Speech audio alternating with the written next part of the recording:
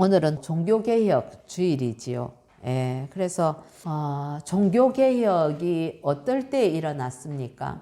결국은 말씀에서 벗어난, 진리에서 벗어난 이런 일들이 문화라는 이름으로 정착되어 있으면서 기독교의 본질을 잃어버렸을 때에 하나님께서 오래 참으시다가 종교개혁이라는 사건을 역사 속에서 허락하셨지요. 그래서 다시금 말씀으로 돌아가고 구원은 행위로 받는 것이 아니고 오직 하나님의 은혜로 받는 것이다. 오직 믿음이다. 라는 그런 기치를 걸고 종교개혁이 시작된 지가 1517년이었으니까 이제 벌써 한 500년 지나고 한 4년, 5년째쯤 되겠네요. 예, 그 정도 지나왔습니다. 종교개혁은 그렇습니다. 세상이 기독교에 대해서 적대적으로 이렇게 다가오고 할 때에도 정말 뛰어난 어떤 도덕성, 영적인 어떤 그러한 능력을 가지고 이 세상 사람들도 야, 저 사람들이 어떻게 저런 양심을 유지할 수 있나, 그리스도인들의 능력이 도대체 무엇인가 하는 것을 궁금하게 하는 그런 능력이 사실은 그리스도인에게 서부터 나와야 되는 것이지요. 그래서 사실은 이 개혁이라는 것은 개혁 자체가 의미하듯이 지금도 끊임없이 다시금 인간은 자꾸 말씀을 벗어나고 하나님으로부터 벗어나려고 하는데 그 본질로 다시 돌아오도록 늘 스스로를 개혁하고 교회를 개혁하고 공동체를 개혁하고 우리 개인의 신앙을 개혁해 가는 것, 이것이 지금까지도 지속되어야 종교개혁에 수많은 사람들이 이렇게 순교의 피를 뿌렸는데 그것에 어긋나지 않도록 그 정신을 지켜가는 일이다. 그렇게 생각을 합니다. 사람들은 세상에서 살아가면서 누구나 고생 안 하고 편안하게 사는 것을 원하지요. 그리고 내가 바라는 바대로 하기를 꿈을 꿉니다. 그래서 안 믿는 사람들은 다 소원 성취하십시오. 예. 그들로서는 최상의 그 일종의 인사이고 뭐 축복이기도 하고 그런 것 아니겠습니까? 그러나 기독교는 그렇지가 않죠. 철저하게 우리는 하나님의 뜻대로 살 때 행복한 자들이지, 내가 내 뜻대로 내가 원하는 대로 모든 것들을 다 취한다고 해서 행복해질 수 없다는 것을 그 진리를 깨달은 자들이 그리스도인들이지요. 세상에서 사람들이 돈과 권력을 갈망하는 이유가 그게 다 뭐겠습니까?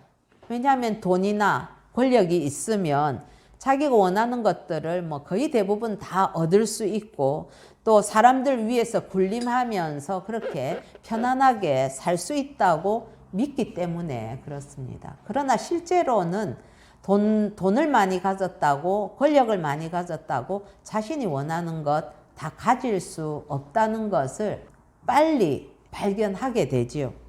그런데 이러한 어떤 나쁜 가치관, 왜곡된 가치관들이 우리 신앙적인 영역에 이것이 들어오게 되면은 나는 고생 안 하고 부도 누리고 안락하게 산다. 그런 것이 하나님께 복받은 것이다 라고 생각을 하게 되는 거죠. 물론 그것도 하나님께서 주신 분복의 임에는 분명합니다. 그러나 그것만이 하나님이 주시는 최고의 복으로 여긴다면 그건 잘못된 거죠. 어렵고 힘들게 사는 것은 복을 못 받았어. 그렇게 생각한다면, 그런 이분법적인 사고를 한다면 그거는 성경이 말하는 복의 참된 의미를 알지 못하는 것과도 같습니다. 세상에서는 고생 안 하고 내가 하고 싶은 대로 다 갖고 싶은 대로 다 가지면 그게 이제 복받은 사람이고 신의 아들이라고 그렇게 부른다는 것도 합니다. 반대로 고생하고 힘들게 살면 어둠의 자식들이다. 저주받은 인생이다. 그렇게 이야기하는 것이 세상 사람들의 평가죠. 그러나 성경은 다르게 이야기합니다. 성경은 누구나 편하게 살 수 있음에도 불구하고 안락함을 누릴 수 있음에도 불구하고 하나님과 다른 사람들을 위해서 고난을 당하는 사람, 고난을 자처하는 사람, 얼마든지 쉽게 살 수 있는 여건이나 방법이 있음에도 불구하고 하나님의 그 부르심을 따라서 쉬운 길을 포기하고 좁고 어려운 길을 가는 사람들, 선을 행하다가 부당하고 억울한 일을 겪는 사람들, 그러면서도 악을 악으로 갚지 않고 도리어 복을 비는 사람들을 진정한 의미에서 신의 아들, 즉 하나님의 자녀라고 부르고 있는 것이죠.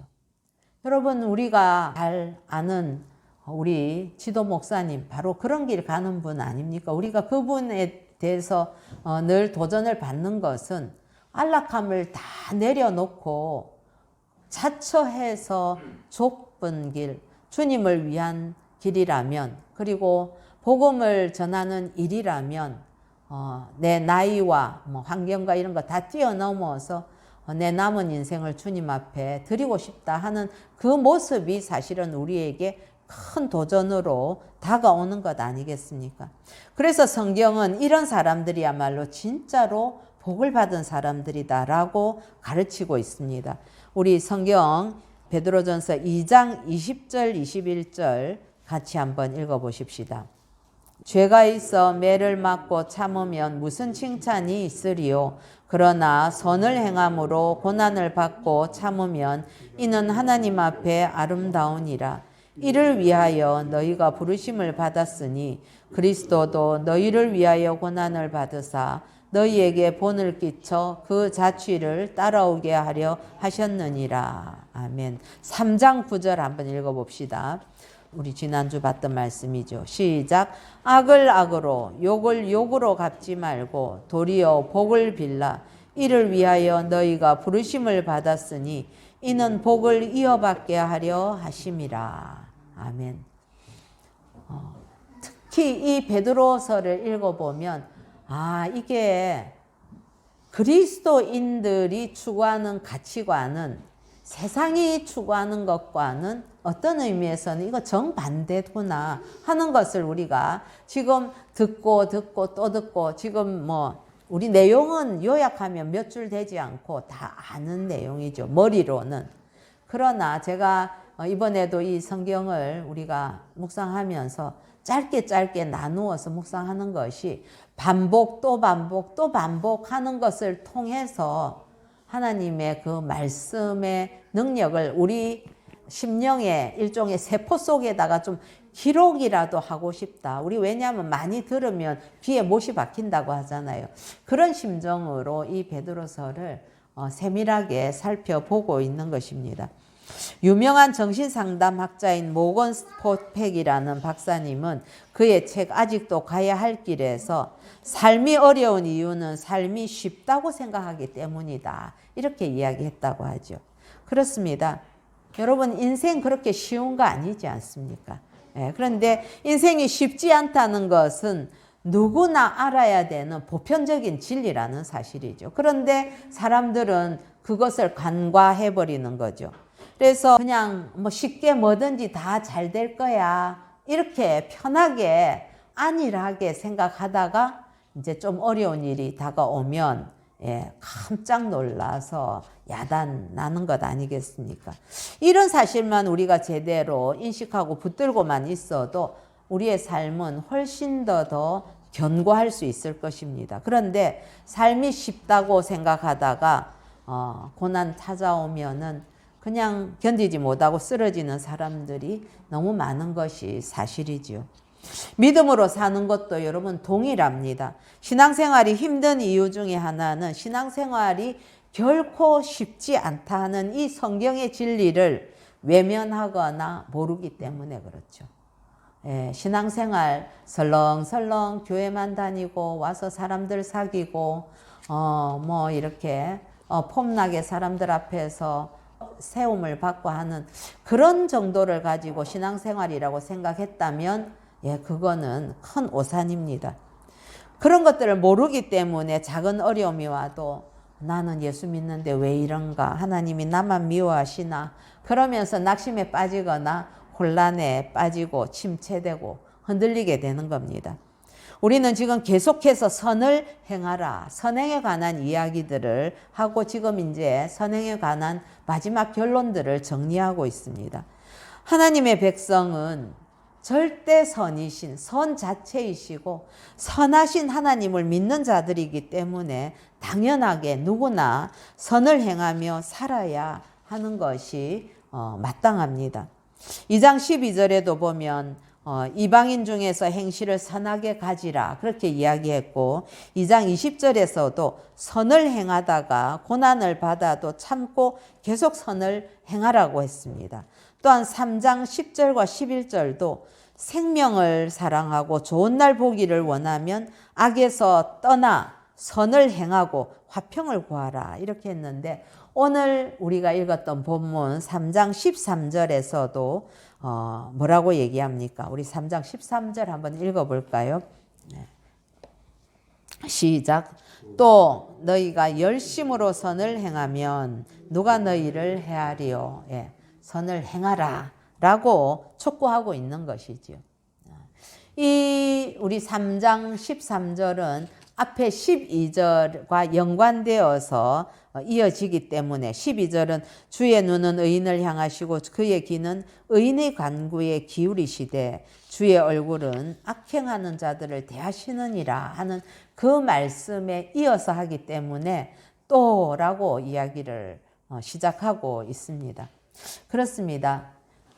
이처럼 교회는 적극적으로 선행의 길을 가야만 합니다. 더군다나 세상이 교회를 악행한다고 비방하는 그런 상황에서는 더 그러해서 그들의 비방을 잠재우고 우리가 믿는 복음을 증거할 수 있는 기회를 얻어야 한다 하는 것이죠. 그래서 이런 상황 속에서 사도 베드로가 내놓은 처방이 선행이 되는 겁니다.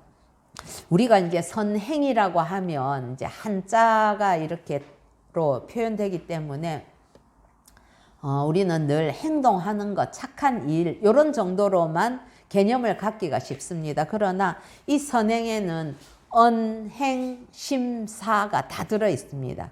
예, 말과 행동과 마음과 또 생각하는 것까지를 사실은 다 포함한다고 보아야 될 것입니다. 자, 그런데 이렇게 열심히 선을 행함에도 불구하고 비방도 그치지 않고 계속해서 모함당하고 핍박당하고 어려움을 당할 수 있다는 것을 우리에게 이야기하는 거죠. 이건 어떤 것인가? 선을 행하다 받는 고난이지요. 화평을 구하다가 당하는 어려움이죠. 또 하나님의 말씀대로 살다가 맛보는 손해입니다. 그리고 믿음을 지키다가 받는 핍박이기도 합니다. 악을 선으로 갚다가 받는 억울함이죠. 순종하다가 당하는 고통일 수도 있는 것입니다. 이럴 때에 이렇게 내가 선을 행함에도 불구하고 내 선이 바르게 전달되어지지 않고 내 의도와는 다른 오해를 받고 비난을 받을 때에 마음이 흔들릴 수 있다는 사실 아니겠습니까? 그래서 도대체 언제까지 내가 이런 고난이 계속되어야 되는가? 이거 끝이라도 있는 건가? 우리가 그런 생각들을 하게 되지요. 마땅히 우리 인간이니까 억울한 상황이 계속되면은 참 하나님 앞에 항변할 수밖에 없을 겁니다. 그래서 두려움도 느끼고 근심도 할 수 있는 것이죠.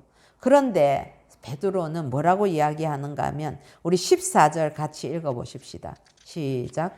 그러나 의를 위하여 고난을 받으면 복 있는 자니 그들이 두려워하는 것을 두려워하지 말며 근심하지 말고. 신학적으로 볼 때 이렇게 의인이 받는 고난 이런 것들을 애매한 고난이다 이런 표현들을 씁니다.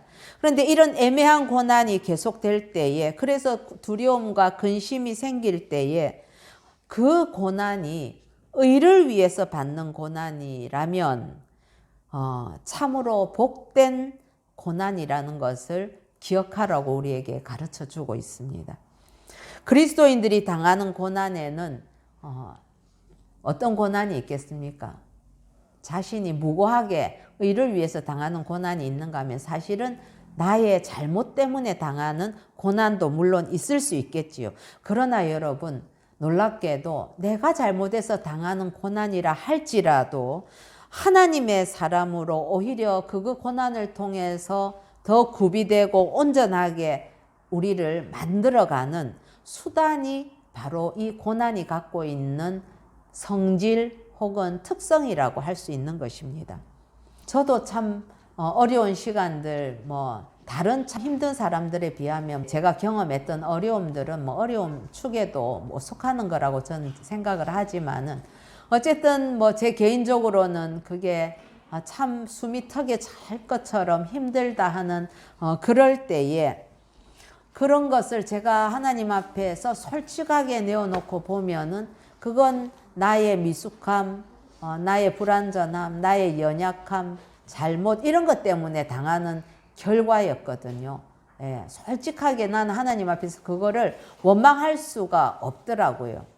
제 잘못으로 이루어진 것들이 많았기 때문에. 그랬는데도 하나님께서는 그 고난을 가지고 저를 징벌하거나 저를 판단해서 이렇게 경책하시거나 그렇게 하지 않고 기다리면서 깨닫게 하시고 대신에 그 고난을 통과하면서 제가 그리스도인으로서 점점 더 온전해지고 성장해 갈 수 있도록 이끄셨다는 사실을 발견하고 얼마나 감사했는지 모릅니다. 그래서 고난은 범사에 유익한 것이 되는 것입니다. 그런데 이렇게 내가 잘못해서 받는 고난도 그게 유익함이 많은 고난인데 의로운 고난이라면 내가 잘못해서 당하는 그런 고난과는 비교할 수 없는 복된 성격, 성질, 특성이 있다고 우리가 인정할 수 있겠지요.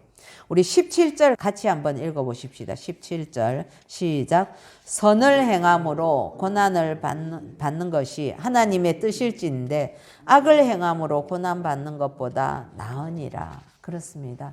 우리가 선을 행하다가 그것 때문에 고난을 받게 된다면 그것이 하나님의 뜻이라고 우리에게 이야기를 해주고 있습니다. 사랑하는 성도 여러분, 고난이라면 그게 어떤 종류의 고난이든지 간에 아무리 의로운 고난이라 할지라도 고난은 결코 쉬운 것은 아닙니다. 예. 하나님께서 인정하시는 고난이라 할지라도 그건 너무너무 그 당시에는 힘들고 어렵고 아픈 것입니다. 오히려 더 힘든 고난이 바로 의로운 고난이 될 것입니다. 그럼에도 이 고난이 복되다고 성경이 우리에게 말해주는 것은 그게 바로 하나님의 뜻 가운데 있기 때문에 그런 것이지요. 모든 고난에 하나님의 뜻이 다 있습니다. 내가 잘못해서 받는 고난이라 할지라도 그걸 통한 하나님의 뜻이 있지요. 그렇다면 의로운 고난에는 더 특별한 의미가 있는 것 아니겠습니까? 특별한 하나님의 뜻과 하나님의 계획이 무고하게 당하는, 애매히 당하는 그 고난에는 반드시 있다는 사실입니다. 저는 이 고난을 이야기한다면 그 정점에 있는 분이 누구시겠습니까? 예수 그리스도가 십자가에 당한 그 고난은 그거는 정말 무고히 당하는, 의인이 당하는 아주 고난의 결정체가 되는 것이지요. 그러나 여러분, 예수 그리스도의 그 십자가의 고난이 갖는 그 의미와 그 십자가의 고난을 통해서 갖고 계시는 이루시려고 하는 그 하나님의 특별한 계획, 그것이 없었다면 우리가 어떻게 하나님의 자녀가 되고 구원을 받을 수가 있었겠습니까? 그렇기 때문에 이 의로운 고난, 선한 일을 하다가 당하는 고난, 우리에게 다가오는 고난들은 다 그 속에 하나님의 특별한 뜻과 계획이 있다는 사실입니다. 여러분, 인생의 목적이 무엇이겠습니까? 어떤 목표를 갖고 살 때 우리가 가치 있고 영광스럽고 존귀한 인생이 될 수 있을까요? 내 욕심 이루고 내 소원을 이룰 때 그렇게 되겠습니까? 그렇지 않습니다. 내 욕심대를 이루기 위해서 살아가면 나만 다치는 것 아니고 여러분, 내 주위에 있는 사람들 다 힘들게 되고요. 다른 사람 눈에는 피눈물을 나게 할 수도 있는 것입니다. 그게 세상의 이치지요.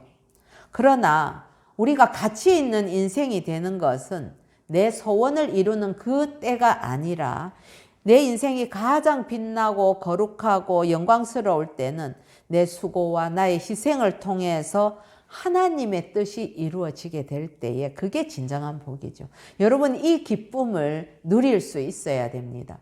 내가 억울하고 내가 참 부당한 이런 고난을 당하는데 내가 당하는 것 이것 때문에 하나님 아버지의 뜻이 이루어진다면 여러분, 그러면 그 고난은 당할 만한 것이 아니겠습니까? 그건 가치 있는 것이지요. 요셉의 생애를 한번 살펴보십시다. 그는 형들에 의해서 애굽으로 팔려가는 그런 고난을 당했지요. 그러나 하나님께서는 요셉의 그 고난을 통해서 야곱의 가족과 또 애굽의 모든 사람들이 기근 속에서도 살아남게 하시는 그런 놀라우신 은혜를 계획을 하십니다. 또 요셉의 고난을 통해서 애굽 땅에서 그 고센 지역에서 이스라엘이라는 그 민족이 형성이 되게 하지요. 400년 동안 그 70명 정도 가서 살다가 그게 나중에는 400만이 되어서 돌아오는 그 히브리인들의 그 민족이 이스라엘 백성이 되는 놀라운 역사가 요셉의 그 고난을 통해서 이루어지게 된 결과입니다. 이처럼 하나님께서는 나의 고난을 사용하셔서 다른 사람을 살리고 다른 사람을 구할 수가 있다면 그 고난은 우리에게는 영광스러운 고난이 될 것입니다. 내가 당하는 그 애매한 고난을 통해서 정말 죽어가던 사람들이 살아나고 하나님의 그 구원의 계획이 이루어질 수가 있다면 참으로 복된 고난이라 할 수 있는 것이지요.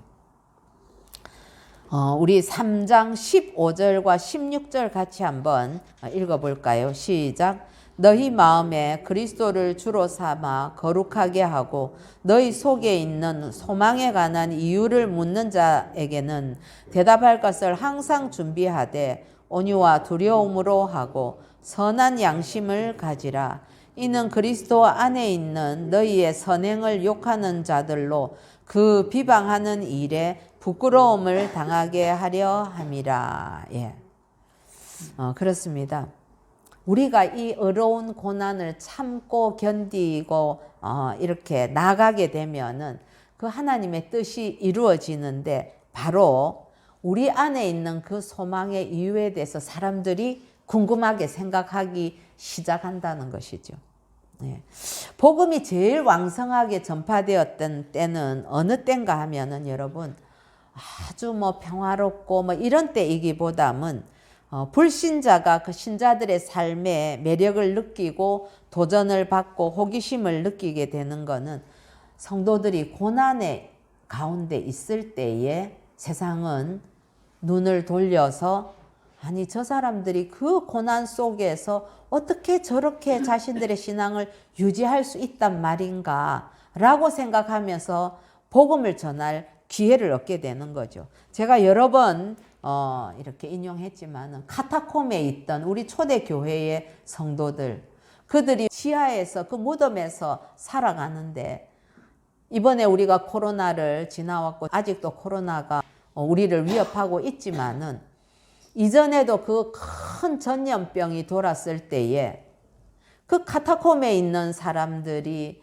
자기 가족들도 그 환자를 돌보지 않고 병들어서 아직 숨이 끊어지지도 않은 사람을 그냥 그 송장들이 있는 곳에다가 무덤에다가 갖다가 던져 놓으면 가족은 돌보지 않는데 그리스도인들은 나와서 그들에게 먹을 것을 주고 어떻게든 살려보려고 하고 아니면 죽은 사람들의 그 시신을 다 처리를 해주고 하는 일들을 했다는 것이죠. 그것 때문에 그 카타콤에서 그 어려움 속에서도 정말 면면히 그 신앙을 그 순수성을 지켜가던 그 성도들을 바라보고 이제 그 시대가 좀 지났을 때에 놀라운 폭발력으로 아주 상층부에 있는 사람들부터 모든 사람들이 그렇게 주께로 돌아오는, 그래서 국교화되는 놀라운 역사가 일어났던 것입니다. 이게 고난이 없이는 이루어질 수 없는 일인 것이지요. 의로운 고난을 당하면서도 낙심하지 않고 원망하거나 불평 안 하고 오히려 하나님께 더 영광을 돌리면서 더 진실하고 더 성실하게 더 경건하게 살면서 선을 행할 때에 세상은 이런 그리스도인들의 삶에 대해서 호기심을 갖고 주목하게 되었던 것이죠. 처음에는 그들도 비방도 하고 이렇게 야유를 퍼붓고 아니면 오해를 해서 저 그리스도인들은 식인종들이다, 살과 피를 먹는다더라, 그런 잘못된 소문을 퍼뜨렸을지 모르지만, 그럼에도 세상의 그러한 비방과 오해에도 불구하고 변함없는 믿음을 가지고 하나님의 사람으로 그렇게 아름답게 선행을 하며 살아갈 때에 세상 사람들은 그렇게 하는 거죠. 이상하네. 분명히 원망하고 불평하고 욕하고 무너질 것이 당연한데 왜 저 사람들은 항상 얼굴에서 기쁨과 감사가 넘치고 찬양하고, 그리고 참 보면 빛이 나듯이 그렇게 경건하고 더 선하게 살까? 왜 저 사람들은, 세상 사람들은 다 넘어질 때에 다시금 일어나서 세상을 향해서 돌을 던지지도 않고 그냥 자기가 가던 길을 수곡수곡 그렇게 믿음을 지켜가면서 예수를 믿을까?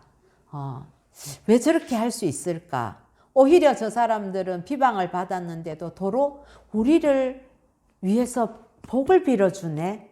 그랬을 때에 여러분, 사람들은 우리를 주목하게 된다는 것이죠. 그래서 결국 이렇게 묻는 것이지요. 5절에 있는 것처럼 그토록 절망스럽고 고통스러운 상황 속에서도 낙심하지 않고 오히려 소망을 갖고 감사하면서 살고 더 거룩하고 더 선하게 살아가는 그 비결이 뭡니까? 라고 사람들이 물어온다는 것입니다. 여러분, 이때에 우리는 우리에게 묻는 그들에게 온유함으로, 하나님 앞에서는 두려움으로 선한 양심을 가지고 내 마음에 그리스도가 주가 되시고 그리스도가 소망이 되기 때문에 나는 그렇게 살아가는 것입니다 라고 이야기할 수 있어야 되지 않겠습니까? 이것 항상 대답할 준비를 하고 있어야 되는 거죠. 그러면 그 사람들이 교회를 비방했던 자신을 부끄럽게 생각하면서 우리가 믿는 하나님, 우리가 소망하는 그 예수 그리스도에 대해서 다시금 생각하고, 그래, 당신이 믿는 그 하나님, 당신이 사랑하는 그 예수님, 난 누군지 알고 싶다. 나도 그렇게 살고 싶다라고 주께로 하나님의 백성이라면 돌아오게 되는 놀라운 역사가 일어나게 될 것입니다. 바로 이것을 위해서 교회는 세상 속으로 부름을 받았습니다. 문제는 성경 속에 있는 이 이야기가 지금 오늘 우리 한국 교회가 세상에 이런 도전을 주고 있는가 하는 것이지요. 한국에 지금 살고 있는 이 시대 사는 그리스도인은 저와 여러분들이 이웃들에게 이런 도전을 주고 있는가 하는 것입니다. 하나님의 자녀라고 말은 하는데도, 교회 다닌다고 이야기는 하는데도 그저 어떻게든 해서 그 고난을 피하려고만 하고 마땅하게 행해야 되는 그런 거룩함이나 의로운 고난을 동반하는 그런 어떤 선행이나 이런 것들은 하기 싫어한다면, 그렇다면 세상 사람들이 우리를 향해서 그래, 너나 내나 다를 게 뭐가 있느냐 이렇게 묻지 않겠습니까? 예수 믿는 증거를 단지 물질로 성공하고 또 건강하고 아니면 권세를 많이 가지고 높은 지위에 이르는 그런 것으로만 나는 예수 믿어서 복받았다라고 자랑하고 싶어하는 사람들이 너무 많은 이 현실 가운데에 우리는 정말 참된 복에 대해서 다시 한번 돌아보지 않을 수 없는 것이지요. 사랑하는 성도 여러분, 우리는 세상을 부끄럽게 만드는 사람입니까? 아니면 세상 앞에서 우리 스스로 서기도 부끄러운 자들입니까? 저는 결단코 첫 번째 말씀드린 경우에 우리는 속해야 될 것입니다. 우리를 보면 이웃 사람들이 야, 참 저 사람들은 저렇게 사는데 우리 참 부끄럽다라고 내가 그동안 기독교를 무고히 비난하고 무조건 예수 예자만 들어도 싫어하고 했는데 저 사람 보니까 그렇게 해서는 안 되겠네. 내가 잘못 생각했네. 라는 도전을 줄 수 있어야 할 것입니다. 말씀을 마치면서 제가 최근에 이렇게 알게 된 어떤 형제, 박위라는 그런 형제, 여러분들 아마 위라클이라는 그런 유튜브 채널을 아는 분들은 알 것입니다. 이 박위라는 형제가 높은 데서 떨어졌는데 척수가 손상이 되어서 사지가 다 마비된 그런 형제더라고요. 그런데 이 형제가 세밭이라고 15분 동안에 이렇게 자신의 삶을 이야기하는 그 프로그램에 나와서 이야기하는 것도 제가 이제 잠깐 들었고, 새롭게 하소서에도 이제 나왔다가 이번에 그 이후에 이 사람이 어떻게 지내고 있는가 이런 것들을 취재한 내용을 보고 참 많은 도전을 받았습니다. 이 친구가 참 젊고 잘생기고 똑똑하고 그런 친구였어요. 그래서 글로벌한 그런 기업에 취직도 하고, 그래서 그 취직을 축하하는 그 파티에서 어디에서 떨어져서 이 목을 다쳤다고 하더라고요. 이 목을 다쳐가지고 이 젊은 사람이 수술을 들어가는데 의사가 그랬대요. 당신은 죽을 수도 있고, 그 다음에 설사 수술을 했다 할지라도 식물인간이 되거나 사지는 못 쓴다 걸 했는데, 이 친구가 이제 열심히 해서 자기 스스로 어떻게든 그 휠체어를 타고 살아가는 모습을 이렇게 늘 기록을 남기면서 그걸 통해서 그렇게 장애를 가진 많은 사람들에게 도전을 주는 그런 친구인데, 이 친구가 그리스도인이더라고요. 그런데 이 친구가 이런 이야기를 했습니다. 자기가 지금도 이렇게 휠체어에 타고 앉아있는 이러한 상황은, 이 전신마비가 된 이 상황은, 이거는 나는 사고가 아니라 사건이라고 생각한다. 그런 놀라운 말을 합니다. 저 굉장히 그래서 도전받았습니다. 같은 사건을 가지고 보는 관점이 이렇게 다를 수가 있구나 싶더라고요. 자기는 자기가 사고를 당한 이것 때문에 하나님께서 나를 통해서 하시고자 하는 일을 발견했다는 것이죠.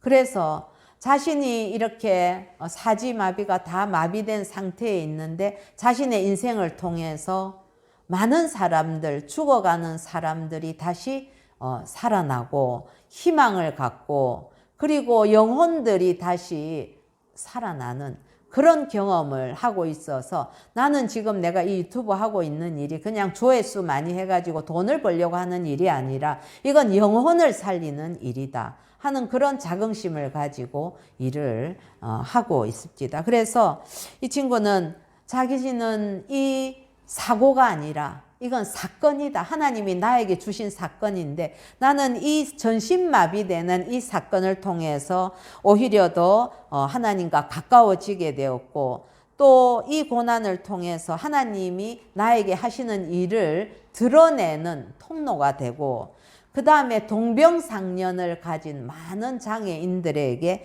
희망이 될 수 있다. 내가 뭐 특별히 하지 않고 삶을 열심히 살기만 해도 나는 내가 사는 것 때문에 다른 사람에게 힘과 용기를 줄 수 있다 하는 것 때문에 자신은 너무너무 진심으로 감사해 하고 있었습니다.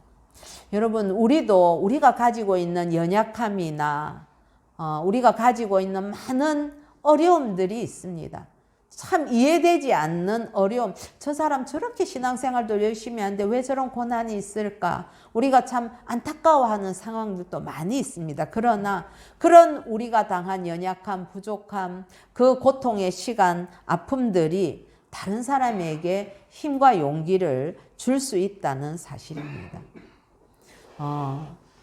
예수님께서 날 때부터 맹인된 자에 대해서, 그건 누구의 부모의 잘못도 아니고 그 친구의 잘못도 아니고, 이거는 하나님께서 하시는 일을 나타내기 위함이다라고 말씀하셨는데 그렇습니다. 우리가 가진 형편 여건 그런 것이 문제가 되는 것이 아니라 내가 어떠한 고난과 어려움 속에 있다 할지라도 사람은 다 다르게 그런 상황들을 가지고 있습니다.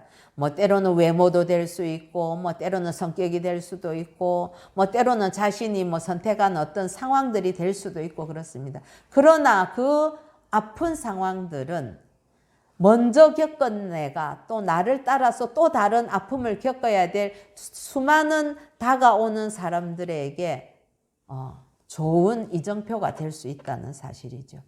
오늘 우리 이 베드로서의 이 말씀 선한 영심을 가지고 변함없이 하나님의 사람으로 선행하면서 살아갈 때에 그것은 세상을 변화시킬 수 있는 하나의 어떤 그 시발점이 될 수 있다는 그 소망을 가지고 오늘도 그리고 내일도 우리 이 한 주간 주님과 함께 승리하는 복된 삶 되시기를 예수님의 이름으로 축복합니다.